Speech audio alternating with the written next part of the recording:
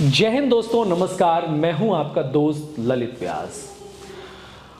पता नहीं मुझे ऐसा क्यों लगने लगा है कि रोहित शर्मा ने गलत फॉर्मेट से संन्यास ले लिया है। हमें ना कोई भी टारगेट या कोई भी लक्ष्य या कोई भी फैसला अपने तासीर के अनुसार करना चाहिए। और रोहित शर्मा का जो इंटेंट है ना, रोहित शर्मा का जो अप्रोच है वो अग्रेसिव अप्रोच है। T20 से उन्होंने जल्दबाजी में संन्यास ले लिया।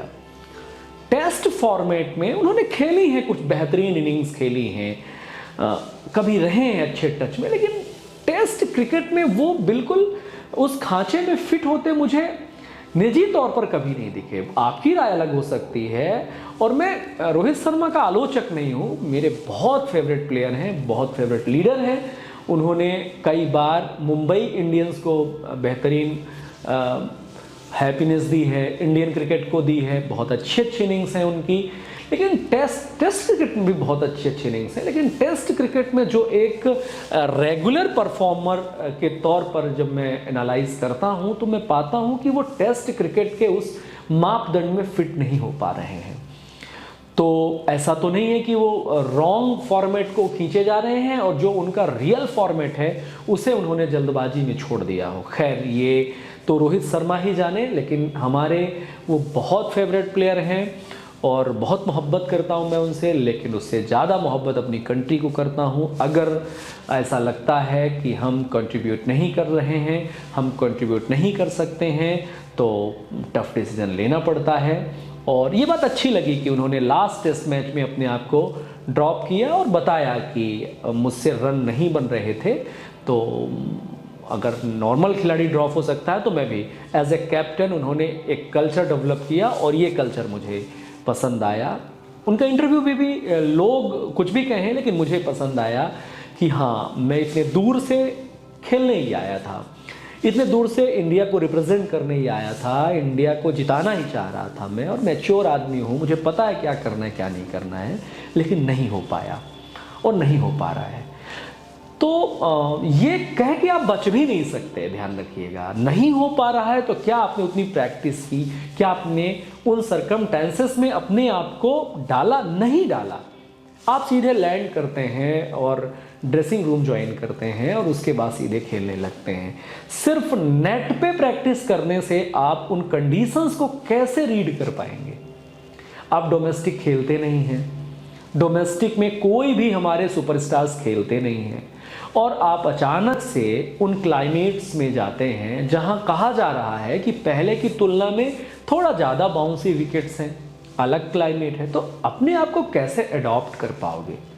जितना स्पोर्ट्स को हम समझते हैं, आप कितने ही बड़े सुपरस्टार क्यों ना हो जाएं, कितने ही बड़े परफॉर्मर क्यों ना हो जाएं, तुरंत जा करके क्विक परफॉर्म नहीं कर सकते। तो उसके लिए आपको प्रिपरेशन के लिए टाइम देना पड़ेगा ना। आप द ग्रेट सचिन तेंदुलकर को देखिए, सौरभ को देखिए, द्रविड़ को देखिए, सभी को जब भी ये फॉरेन ट्रिप पे जाते थे तो टाइम के 1-1.5 महीना पहले ये लोग पहुंचते थे। वहाँ बहुत सारे ये लोग ट्रायल मैच खेलते थे, बहुत सारी प्रैक्टिस करते थे, उसके बाद मेन मैच में जाते थे। परफॉर्मेंस क्या रही है, कितने जीते कितने हारे से मैटर नहीं करता, लेकिन अपने आप को मेंटली फिट करने के लिए कुछ काम करने पड़ते हैं। तो आप सिर्फ ये कह करके अपने आप को ग्रेट नहीं प्रूव कर सकते कि मुझे पता है क्या करना है ना। और जो माइक लेकर के बोल रहे हैं, जो पेन लेकर के लिख रहे हैं, वो पहले भी बोलते रहे हैं, पहले भी लिखते रहे हैं। ये कहना आसान है कि सुख के साथी सब हैं, दुख के सभी साथी कोई नहीं होते हैं, लेकिन आप समझिए, हम जिस कंट्री को बिलोंग करते हैं वहाँ फर्स्ट प्रायोरिटी कंट्री को देते हैं।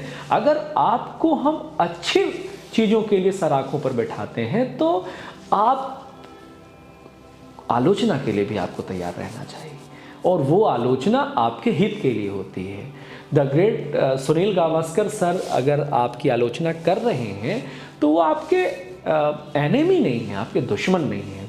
वो आपको ठीक करना चाहते हैं कि आप अपने परफॉर्मेंस को बेहतर करिए। अगर आप अपने परफॉर्मेंस को बेहतर नहीं करते हैं, इसका मतलब है कि आप किसी की सुनना नहीं चाह रहे हैं। तो फिर से एक बार देखना चाहिए शर्मा जी को कि कहीं गलत फॉर्मेट से तो भाई ने संन्यास नहीं ले लिया। मुझे तो शर्मा जी लीडर के तौर पर, प्लेयर के तौर पर, इंसान के तौर पर, जहनी तौर पर, हर तौर पर मुझे बहुत अच्छे लगते हैं, लेकिन मेरे अच्छे लगने के कारण हमारी टीम उन्हें ढो नहीं सकती, हमारी टीम उन्हें सरवाइव नहीं कर सकती। आगे तो आपको परफॉर्मेंस में तो कंसिस्टेंसी रखनी पड़ेगी, ये ध्यान रखिएगा। आप अपना रियल गेम खेलिए, आप टाइम लेते हो, टाइम लीजिए। ये जो आपने चेंज किया है ना अपने आप को, ये चेंज क्या आप डिजर्व करते थे? थोड़ा सा सोचना है। आप देखिए ना कि आपने जब 3-3 दोहरे शतक लगाए हैं तो आपका जो स्ट्राइक रेट रहा है वो बहुत धीरे धीरे धीरे धीरे धीरे ऊपर गया है, और आपने अपने आप को टाइम दिया है, स्टेबलिश किया है, उसके बाद आप 264 तक पहुंचे। आप अपने आप को याद करेंगे तो आप पाएंगे कि आप अपनी रियलिटी को तो कहीं नहीं खो गए।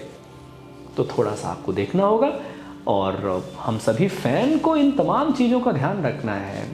हम अच्छाइयों की तारीफ़ करेंगे, और जब बुराइयां होंगी, जब कुछ ना कुछ गड़बड़ी होगी तो आलोचना का मतलब साथ छोड़ना नहीं होता।